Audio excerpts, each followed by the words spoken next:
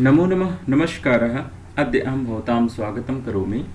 अहम् अवधेशमिश्रः अस्मि। अद्य वयं नैदिकमणिकापुस्तकस्य सप्तमी कक्षायां चतुर्दशः पाठः अस्ति नैव क्लिष्टा न च कठिना इति पाठम् अद्य वयं पठामः चेत् सर्वे उद्घाटयन्तु। आज हम सभी नैव क्लिष्टा न च कठिना यह पाठ हम लोग पढ़ेंगे जो सप्तमी कक्षा में आता है, नई दीपमणिका पुस्तक का है। तो आज हम लोग इसका अच्छे से गायन करते हैं, वाचन करते हैं और उसके बाद इसके भावार्थ को समझते हैं। तो शुरू करते हैं पाठ को।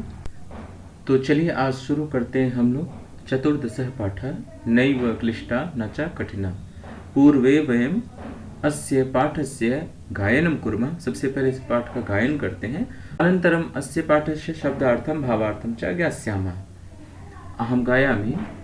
सुरसे सुबोधा विश्वमनोज्ञा ललिता हृद्या रमणीया अमृतवाणी संस्कृतभाषा नैवा क्लिष्टा न च कठिना नैवा क्लिष्टा न च कठिना।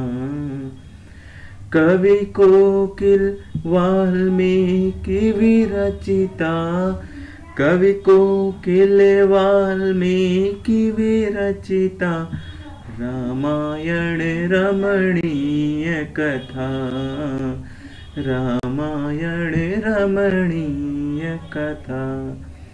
अतीव सरला मधुर मंजुला नैवा क्लिष्टा न च कठिना नैवा क्लिष्टा न च कठिना। व्यास विरचिता गणेश लिखिता महाभारते पुण्यकथा कौरव पांडव संगरमथिता नैवा क्लिष्टा न च कठिना नैवा क्लिष्टा न च कठिना। कुरुक्षेत्र समरांगण गीता कुरुक्षेत्र समरांगण गीता विश्ववंदिता भगवत गीता विश्ववंदिता भगवत गीता। अमृत मधुरा कर्म दीपिका अमृत मधुरा कर्म दीपिका नैवा क्लिष्टा न च कठिना नैवा क्लिष्टा न च कठिना नैवा क्लिष्टा न च कठिना। तो ये पाठ का गायन था। अब इस पाठ को हम समझते हैं। नैव अर्थात ना ही, क्लिष्टा अर्थात क्लिष्ट यानी समझ में ना आने वाली वस्तु, यानी ऐसा नहीं है कि जो समझ में भी ना आए, और ना च कठिना और ना ही यह कठिन है। तो ना ही यह क्लिष्ट है और ना ही इस कठिन है। पहला है सुरस सुबोधा, जो रसमय है। सुबोधा अर्थात जो बहुत अच्छे भाव को स्पष्ट अर्थात समझाने में सक्षम है। और विश्व मनोज्ञा, पूरे विश्व के मन को समझने वाला, विश्व के मन की भावनाओं को समझने वाला है। ललिता हृदय रमणीय, सुंदर है, हृदय गम्य है, और रमणीय मतलब मनोहारिणी है। ऐसी कौन है? तो अमृत भाषा है। और कैसी है? संस्कृत वाणी। ऐसी क्या है? तो अमृत वाणी है। और है कौन? तो संस्कृत भाषा है। नैवा क्लिष्टा न च कठिना, वह ना ही क्लिष्ट है ना ही कठिन है। सुंदर रस वाले, सुबोध गम्य, विश्व के मन को समझने वाले, सुंदर, हृदय के मन को और रमणीय अर्थात मनोहरणी बनाने वाली अमृत वाणी, ऐसी संस्कृत भाषा ना ही क्लिष्ट है ना ही कठिन है। नैवा क्लिष्टा न च कठिना। अर्थ देखते हैं। रसपूर्ण, सुरसे, आसानी से समझ में आने वाली, सुबोधा, संसार में सबके मन को अच्छे लगने वाली, रमणीया, सुंदर, मन को भाने वाली, ललिता, आनंद देने वाली, हृदय रमणीया, अमृत जैसी मीठी भाषा, अमृतवाणी, संस्कृत भाषा ना तो अबोध्य है, ना समझ में आने वाली और ना ही कठिन है। ठीक, अगले पैराग्राफ पे चलते हैं।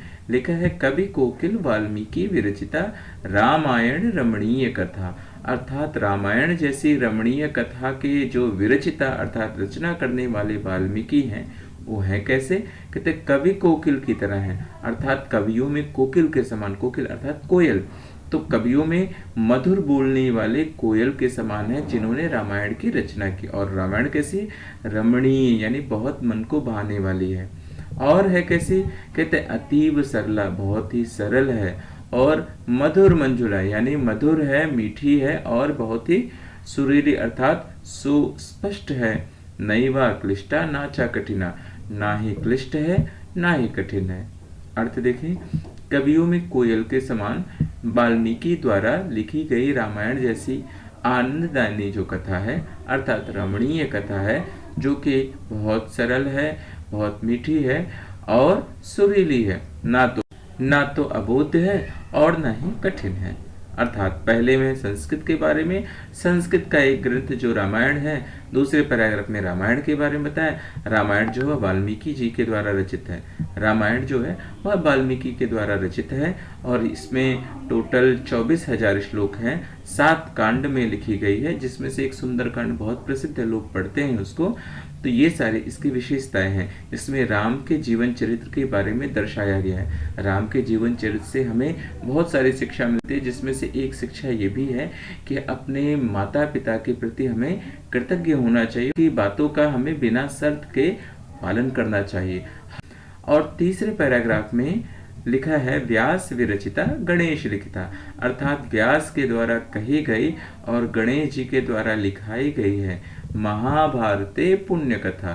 रामायण रमणीय कथा थी और महाभारत पुण्य कथा है। तो महाभारत में क्या क्या है? जो रामायण है, रामायण में राम की कहानी है, लेकिन महाभारत में कौरव पांडव कृष्ण और सभी राजाओं महाराजाओं की कहानी है। भरत के नाम से जो भारत वंश पड़ा, तो ये सभी कहानियां इसमें हैं। आगे लिखा है कौरव पांडव संगरमतिता, अर्थात कौरव जो थे 100 और पांडव जो 5 थे, इन दोनों का जो युद्ध हुआ उनका संगरमतिता अर्थात उनके युद्ध का जो निचोड़ है वो महाभारत में लिखी जो पुण्य कथा के समान है। अर्थात व्यास के द्वारा विरचित और गणेश जी के द्वारा लिखित महाभारत पुण्य कथा कौरव और पांडवों के युद्ध का रिजल्ट यानी निचोड़ है महाभारत पुण्य कथा, और ना ही कठिन है और ना ही क्लिष्ट है। नैवा क्लिष्टा नाचा कठिना, अर्थात यह महाभारत लोगों को नीति का ज्ञान कराती है। महाभारत व्यास के द्वारा रची गई और गणेश द्वारा लिखी गई पवित्र कथा, जो कि कौरव पांडवों के युद्ध के परिणाम स्वरूप प्राप्त हुई, ना तो अबोध्य है ना ही कठिन है। नैवा क्लिष्टा नाचा कठिना। अगले पैराग्राफ में कहते हैं कुरुक्षेत्र समरांगण गीता विश्व वंदिता भगवत गीता। कौरव और पांडवों का जो युद्ध हुआ वह कुरुक्षेत्र में हुआ, समरांगण अर्थात युद्ध की भूमि में हुआ। तो कुरुक्षेत्र में युद्ध की भूमि में जो गाया गया गीत है अर्थात गेय गीत है वह विश्व वंदित है, पूरे विश्व को जाना जाता है, और वह है क्या? भगवत गीता अर्थात भगवत गीता के नाम से जाना जाता है। आप जानते हैं भगवत गीता विश्व के सभी भाषाओं में उसके अनुवाद हो चुके हैं, यह इतनी प्रसिद्ध पुस्तक है। तो विश्व वंदिता भगवत गीता अमृत मधुरा कर्म दीपिका, और है कैसी? कहते हैं अमृत के समान मधुर है और कर्म दीपिका अर्थात कर्म को दिखाने वाली है, यानी कर्म के प्रति हमें आगे बढ़ाने वाली है। तो नैवा क्लिष्टा नाचा कठिना, जो ना ही क्लिष्ट है और ना ही कठिन है। ठीक है, एक बार फिर से भावार्थ देखते हैं। कुरुक्षेत्र समरांगण गीता, कुरुक्षेत्र में हुए युद्ध की जो गेय गीत है, जो गाया गया गीत है, वह विश्व वंदित हुआ है। पूरा विश्व उसको वंदना करता है, पूरा विश्व उसकी वंदना करता है, और वह है क्या? भगवत गीता। अमृत मधुरा, अमृत के समान मधुर है और कर्म की दिशा दिखाने वाला है, अर्थात कर्म की दीपिका यानी कर्म को प्रशस्त कराने वाला है। नैवा क्लिष्टा नाचा कठिना, अर्थात यह जो चैप्टर है ये हमें पूरे चैप्टर में हमें संस्कृत की विशेषता बता रहा है। जैसे यहाँ रामायण के बारे में बताया, यहाँ महाभारत और गीता के बारे में बताया। महाभारत में टोटल लगभग 1 लाख श्लोक के बराबर है, 18 पर्व हैं उसमें। और उसमें मैंने बताया जो पुराने वंश हैं, भरत वंश हैं, कुरुवंश, पांडव वंश आदि वंशों की चर्चा, बृहद व्याख्या है उसमें। और उसी के भीष्म पर्व में ही उनमें से एक पर्व में है भीष्म पर्व, और उसी भीष्म पर्व से यहाँ जो चौथे पैराग्राफ में गीता की बात कही गई है, गीता भी उसी पर्व में से लिया गया है। अर्थात गीता महाभारत का ही एक पार्ट है, तो यह वहीं से लिया गया है। तो इस प्रकार की बहुत अहम जानकारी यह पाठ हमें देती है। अब हम अभ्यास की ओर चलते हैं, तो देखते हैं हमारा अभ्यास में सबसे पहला प्रश्न है मंजूषायाम दत्तैहि शब्दैहि कविताम पूर्णम कुरुत। यहाँ दिए गई मंजूषा से हमें ये श्लोक पूरा करना है। तो विरचिता गणेश, यानी व्यास विरचिता गणेश लिखिता। तो क्या होगा यहाँ पे, पहले में होगा व्यास विरचिता गणेश लिखिता। रामायण या महाभारत क्या होगा, रामायण तो रमणीय कथा थे, तो यहाँ महाभारते पुण्य कथा। कौरव पांडव, और क्या होगा यहाँ पे, संगर मथिता। बिल्कुल, नैवा क्लिष्टा नाचा कठिना, नैवा क्लिष्टा नाचा कठिना। दूसरे में हमें उचित मिलान करना है, तो हमने अभी पढ़ा है कर्म दीपिका, समर अंगनम, सुबोधा, फिर वी रचिता, रचित शब्द यानी रचा गया और उसके आगे वी उपसर्ग लग गया और सु उपसर्ग लग गया अलग अलग।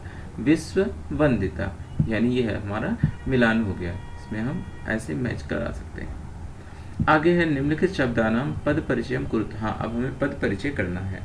पहला शब्द है महाभारते, तो महाभारते का मूल शब्द क्या होगा, मूल शब्द होगा महाभारत। और इसमें कौन सा लिंग हो गया, इसमें नपुंसक लिंग हो गया, महाभारतम महाभारते महाभारतानि। विभक्ति कौन सी हो गई, सप्तमी विभक्ति हो गई, और वचन एक वचन, सप्तमी विभक्ति एक वचन। फिर अगला शब्द है विरचिता, मूल शब्द विरचिता, और यह शब्द हो गया स्त्रीलिंग हो गया, तो लिंगम स्त्रीलिंगम, विभक्ति प्रथमा विभक्ति एक वचनम। फिर कठिना, तो मूल शब्द कठिना ही है, स्त्रीलिंग का शब्द है, और इसकी विभक्ति प्रथमा विभक्ति एक वचनम। इस तरह से इसका पद परिचय करना। पद परिचय का अर्थ होता है कि उस पद, वह पद किस विभक्ति, किस वचन और किस लिंग में है, यह बताना ही पद परिचय कहलाता है। अगले भाग में चलते हैं। अगले भाग में देखते हैं क्या है। अगले भाग में हमें पुल्लिंग शब्दों को स्त्रीलिंग शब्दों के साथ मिलान करना है। ठीक, जैसे सरलह का सरला, क्लिष्टः क्लिष्टा, मधुरः मधुरा, रमणीयः रमणीया, ललितः ललिता, लिखितः लिखिता, विरचितः विरचिता। यानी जो विसर्ग वाले शब्द हैं वो ज़्यादातर पुल्लिंग शब्दों की तरह होते हैं, और जो स्त्रीलिंग में जो आ की मात्रा और जिनमें आ की मात्रा या ई की मात्रा होती, वो अधिकांश स्त्रीलिंग में गिने जाते हैं। अधिकांश होते हैं, पूरी तरह से नहीं होते हैं। तो इस तरह से पुल्लिंग शब्दों का स्त्रीलिंग के शब्दों के साथ मिलान किया हमने। अगले में हमें संधि बतानी है, जैसे नैव क्लिष्टा, तो ना प्लस एव नैव, लघु प्लस उत्तरः लघुत्तरः, विद्या प्लस आलयः विद्या प्लस आलयः विद्यालयः। दीर्घ संधि यहाँ पे, राम प्लस अयनम रामायणम, राम प्लस अयनम रामायणम। समर प्लस अंगनम, यहाँ पे रा में आ है और अंगनम में आ है, दोनों ह्रस्व आ दीर्घ हो जाएंगे, समरांगणम। इसी तरह अच्छा, यहाँ पे रा होने की वजह से ये जो ना है इसको रा हो गया है। र स रि, अगर इन वर्णों का व्यवधान होता है तो ना को रा हो जाता है।